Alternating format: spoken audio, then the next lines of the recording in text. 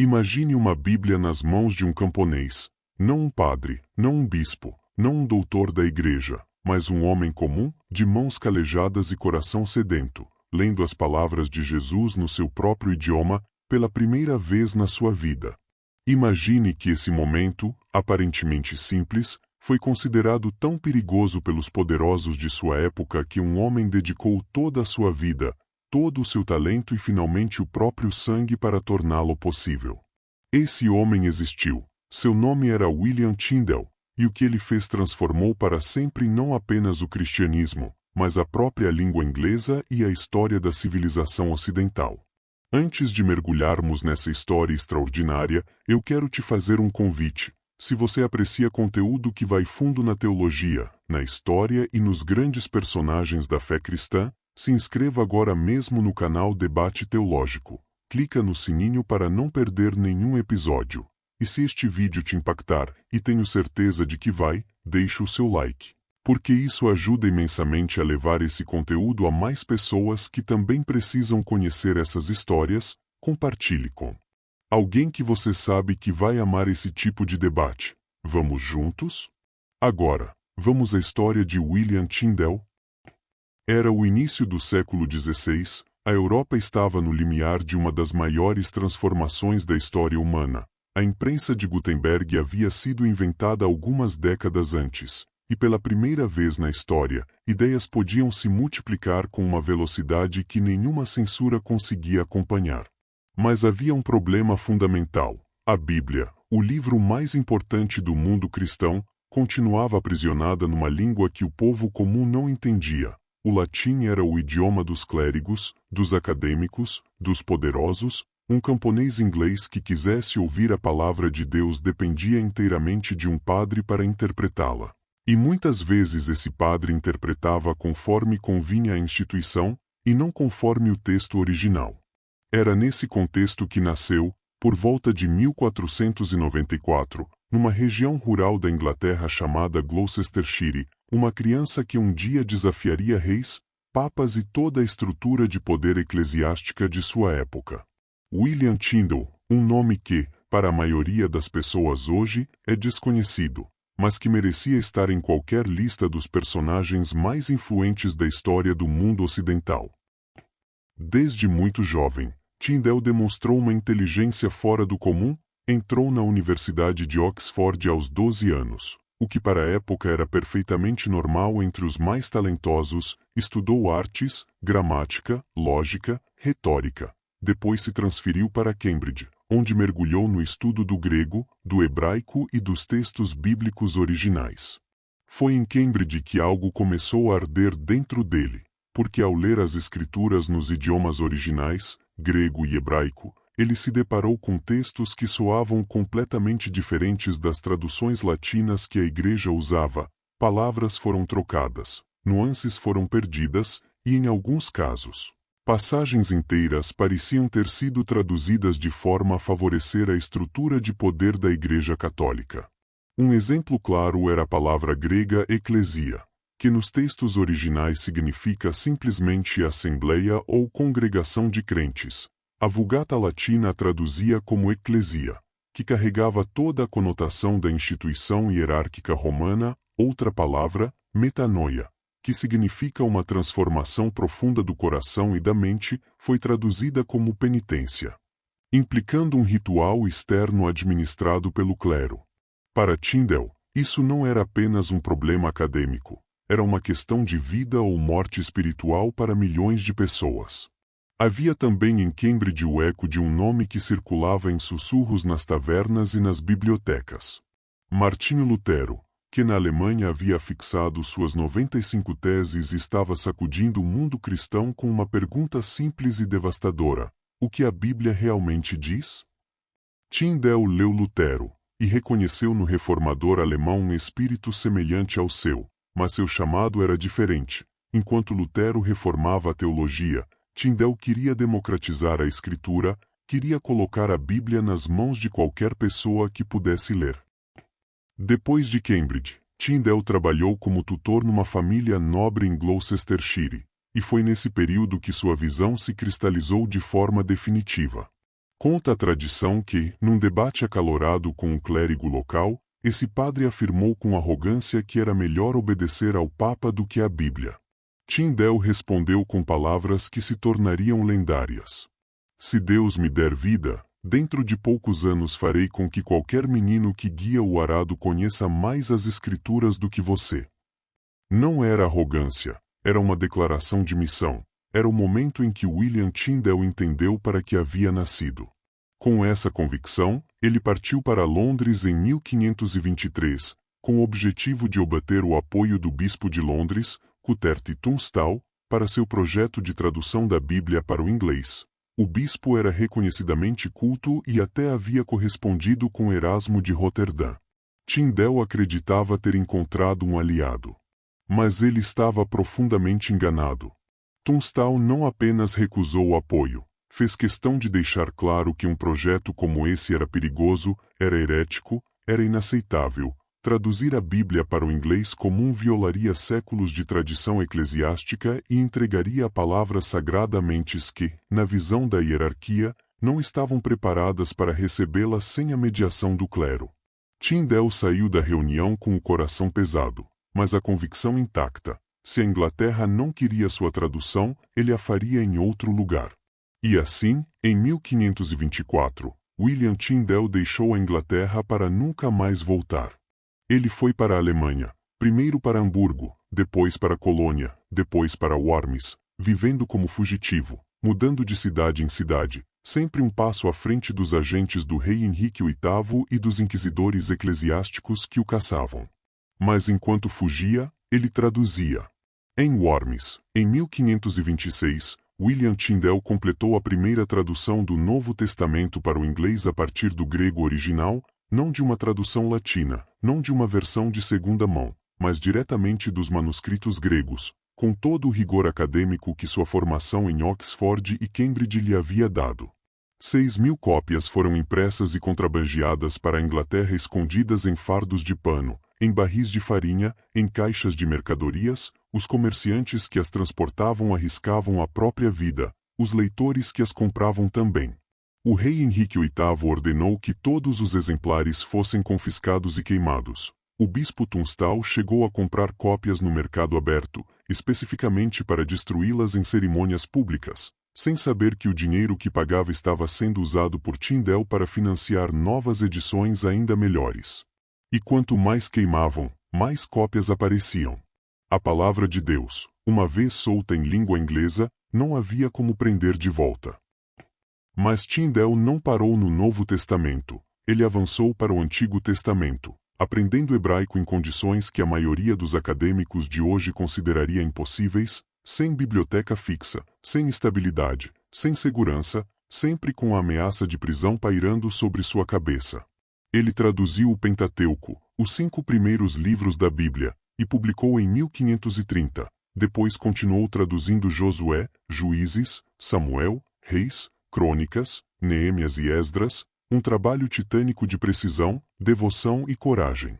E ao traduzir, ele não apenas convertia palavras de um idioma para outro, ele criava. A língua inglesa do século XVI era ainda um idioma em formação, sem a riqueza vocabular e a estrutura gramatical que teria mais tarde, e Tyndale, ao buscar as palavras certas para expressar conceitos hebraicos e gregos profundos, inventou expressões que nunca haviam existido em inglês antes.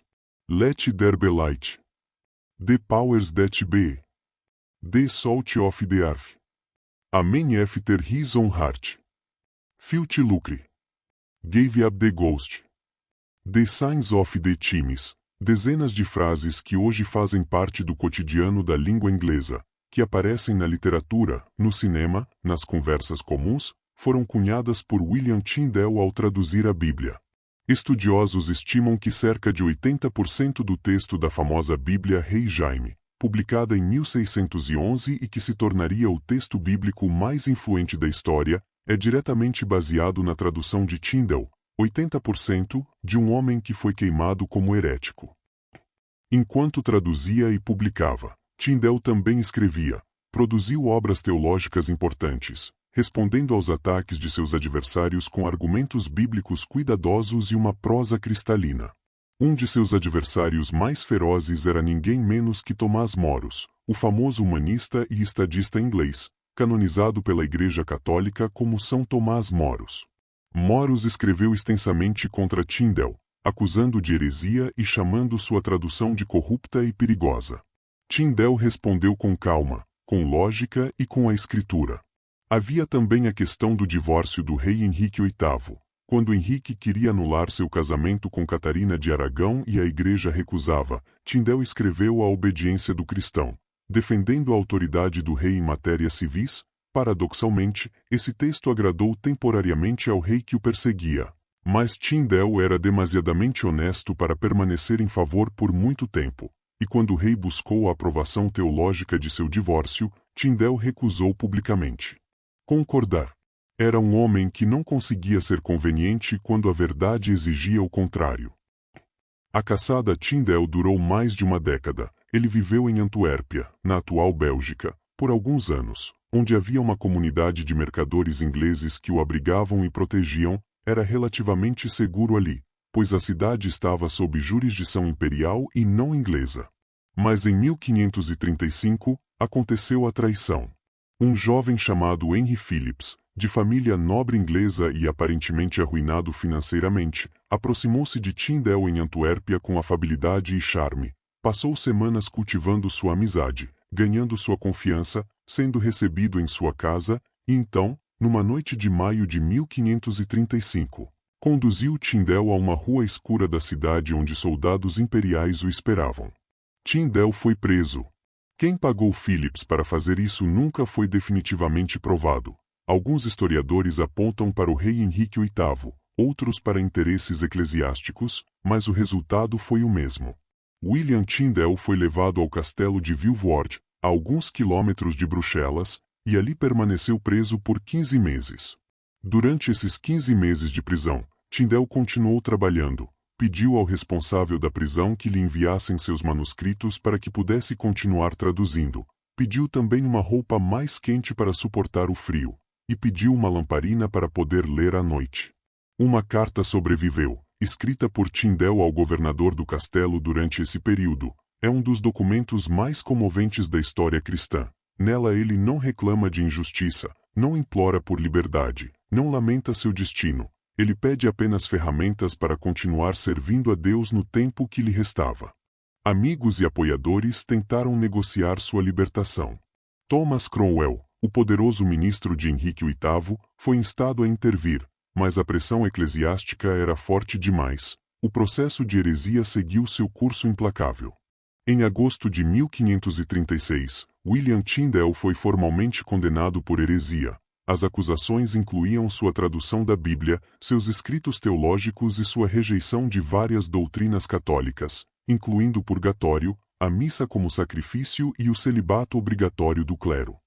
6 de outubro de 1536, William Tyndale foi conduzido ao local de execução em Vilvoorde, preso a uma estaca. Foi primeiro estrangulado com uma corda, e depois seu corpo foi queimado, uma misericórdia relativa comparada a outros mártires que foram queimados vivos, mas uma execução pública projetada para humilhar e intimidar.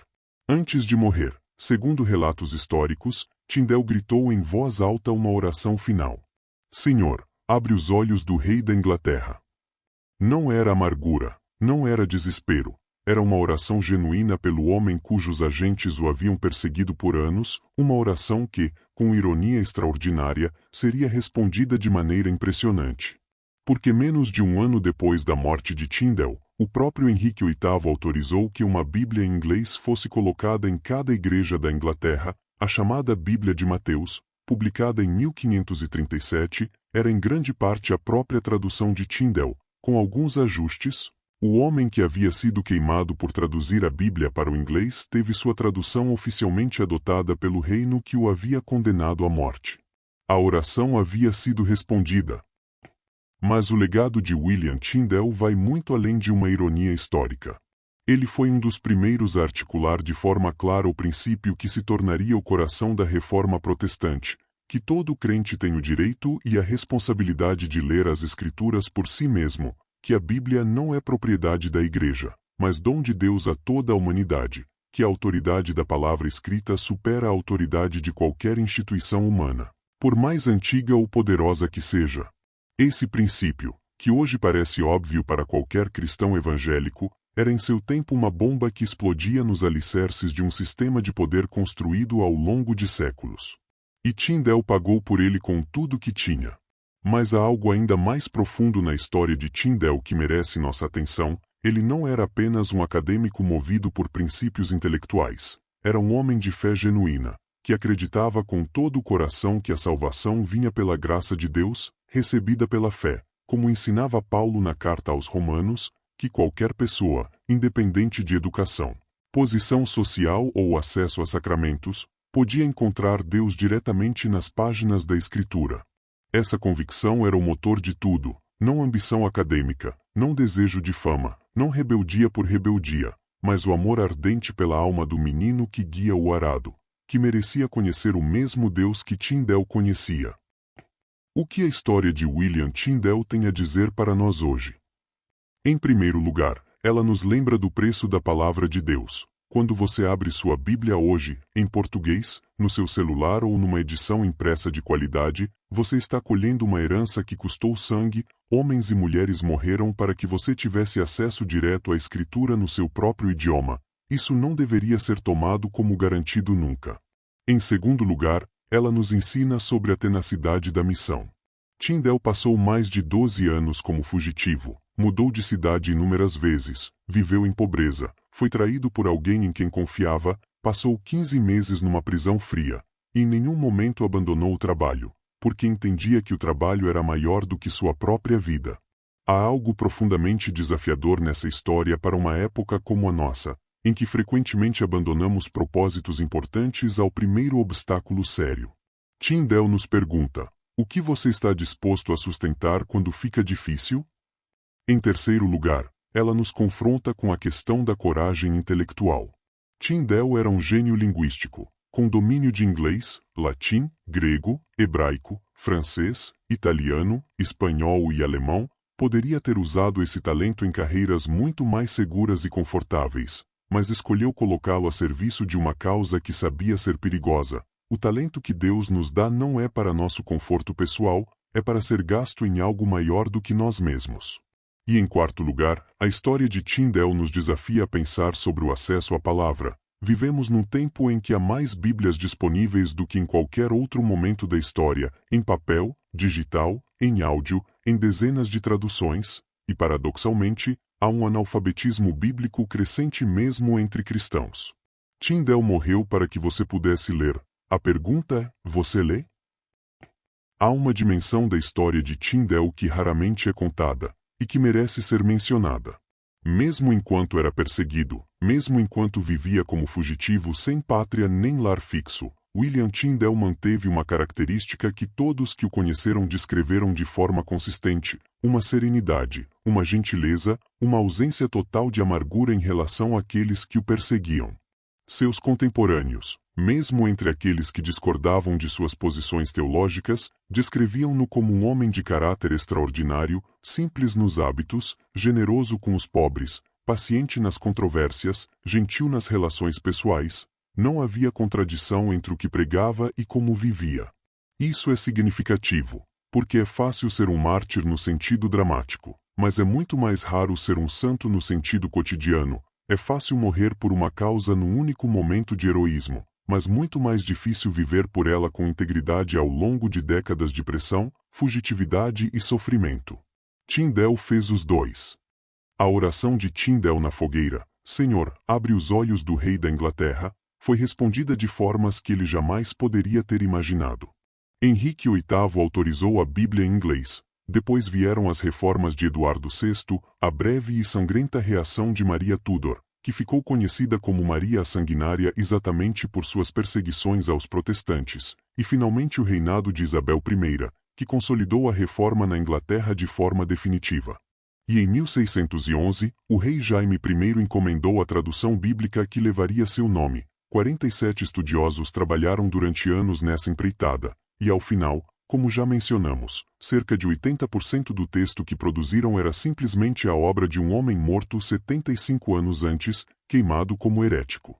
A Bíblia Rei Jaime moldou a língua inglesa de formas que os linguistas ainda debatem até hoje. Moldou a literatura inglesa, de Shakespeare a Milton, de Bunyan a Dickens. Moldou a cultura, a política, a ética, o imaginário coletivo dos povos de língua inglesa por mais de 400 anos. E no coração de tudo isso estava a voz de um homem de Gloucestershire que havia prometido fazer com que um menino que guiava o arado conhecesse as Escrituras. Promessa cumprida, muitas vezes além do que qualquer um poderia imaginar. Hoje, há uma estátua de William Tyndale no Embankment de Londres, às margens do Tâmisa. Ele segura uma Bíblia na mão e olha para o horizonte com aquela expressão que os artistas tentam capturar quando querem retratar alguém que viu além do seu tempo.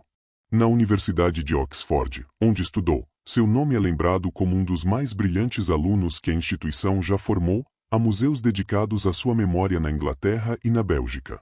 Em Vilvoorde, onde foi executado, há uma placa comemorativa no local aproximado de sua morte, e há igrejas ao redor do mundo que carregam seu nome com orgulho, como tributo a um homem que entendeu que a palavra de Deus pertence ao povo de Deus, em sua própria língua, de forma clara e acessível.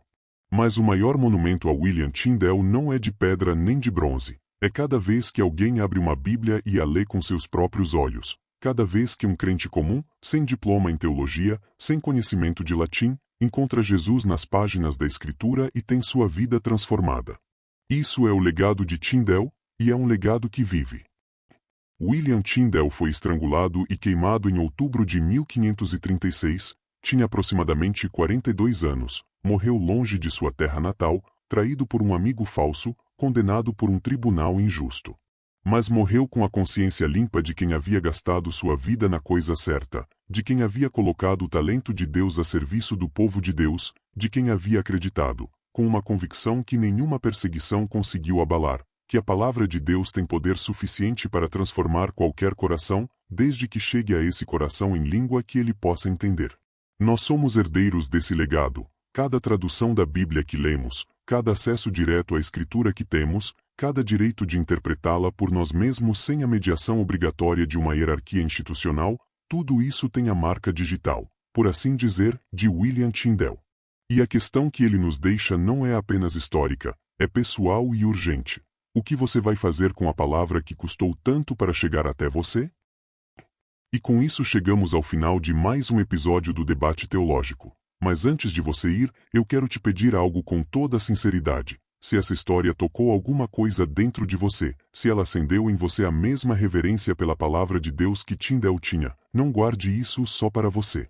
Compartilha esse vídeo agora. Manda no grupo da sua igreja, no grupo de amigos, no seu status, porque tem gente ao seu redor que precisa conhecer essas histórias e não sabe que elas existem. E se você ainda não é inscrito no canal Debate Teológico, esse é o momento mais do que certo para mudar isso. Aperta o botão de inscrição, ativa o sininho, e entra para essa comunidade que leva a fé, a história e a teologia com a seriedade que elas merecem. William Tyndale gastou sua vida para que a Bíblia chegasse às suas mãos. O mínimo que podemos fazer é levar essa história adiante. Até o próximo episódio. Que Deus te guarde e te ilumine.